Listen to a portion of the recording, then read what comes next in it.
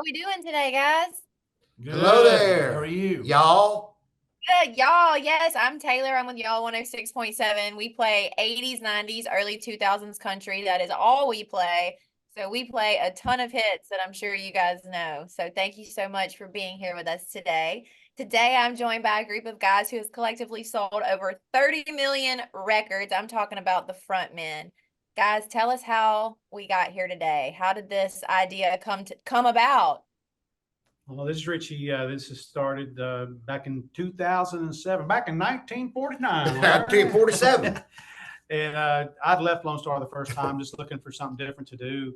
And Larry and I were doing a benefit show down in Baton Rouge. And I said, hey, I have this idea called the Frontmen, where you take three lead singers from three iconic bands, and you put them together, and you got voila, the Frontmen. And Randy Owen did a couple of shows with us in the beginning, but it just I think he just felt sorry for us. So we knew Randy wasn't the right fit, but Tim Rushlow was the right fit. So the three of us, it's a great combination. Like I said, we've been doing this for almost 15 years. Started out doing shows for the Navy. Fast forward, COVID hit, and it kind of changed everything for us. We kind of said, this is what we want to do full time. We want to concentrate on this.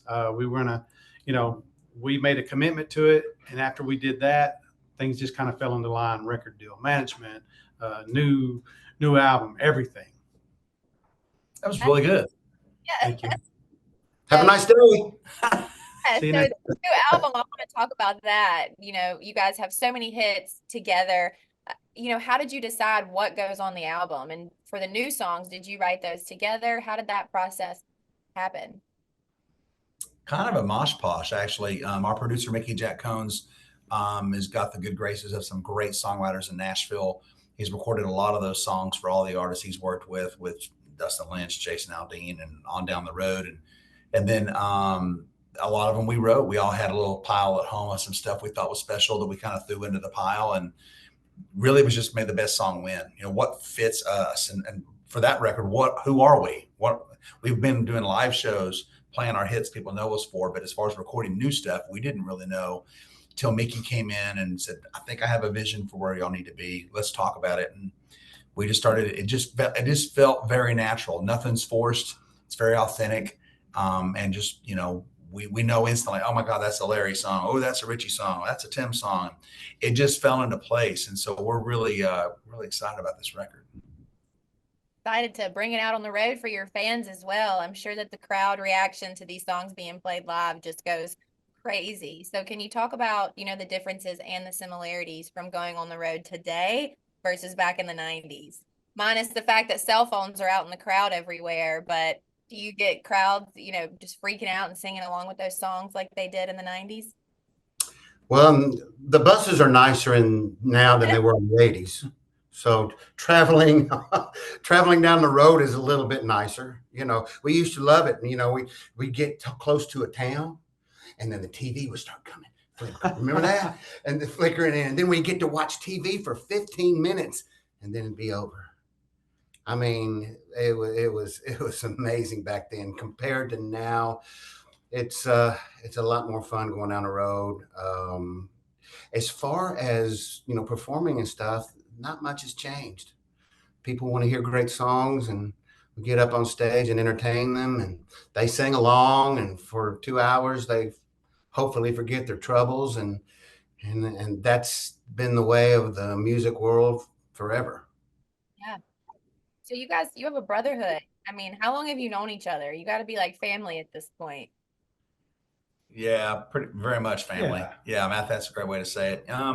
We're vastly different people, but we're brothers, and we're lead singers, and we've been in successful bands as that one guy standing up front on that microphone. So for all three of us to be in one band now, it feels really good. There's an understanding. There's certain things you don't even have to talk about. It's just there, and that's a really cool factor, to have. And we got a great band, and I mean, like he touched on, just going out and making people forget about their problems for 2 hours that's a part of it. Now, marrying the fact that we have a record deal with BMG, which is not a small deal, it's a big deal, and to have 4 or 5 new songs intertwined with, Bluest Eyes in Texas and Amazed all in one show.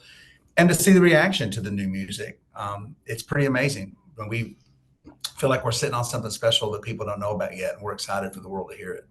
Absolutely. So is that what 2024 looks like for you guys? Just going on the road, city to city? City to city. I mean, That's it. I think we'll probably do like 75, 80 dates this year. But, like we've said all along, we're just trying to connect the dots to, everybody knows who we are, I think individually, from the bands that we were in, but, trying to teach them about who the frontmen are, and that, yeah, they love coming to, we're going to play our hits at these shows, over the next year, but we're also going to introduce them to the new music as well, which that's the important thing right now. We also have something special that's going to be released later. And so we've been visiting some radio stations here and there. So we're working in radio in between, the tour. And so that makes for quite a busy year. Yeah, that's a vague way of saying we have an announcement soon, but we can't talk about that yet. We have a big announcement. We do. Love it. We do have a large announcement, but and so that's really all we're allowed to say at this point. But it's coming quick, and it won't be long, and that's fun. I honestly, I mean, it's really mind blowing that we're very grateful that John Loba saw and heard us and went, you know what, this can work. You've got hits in the 80s, 90s, and the 2000s from your 3 bands. Radio already plays the heck out of your catalog of music. They know your voices. Why would they not play you today?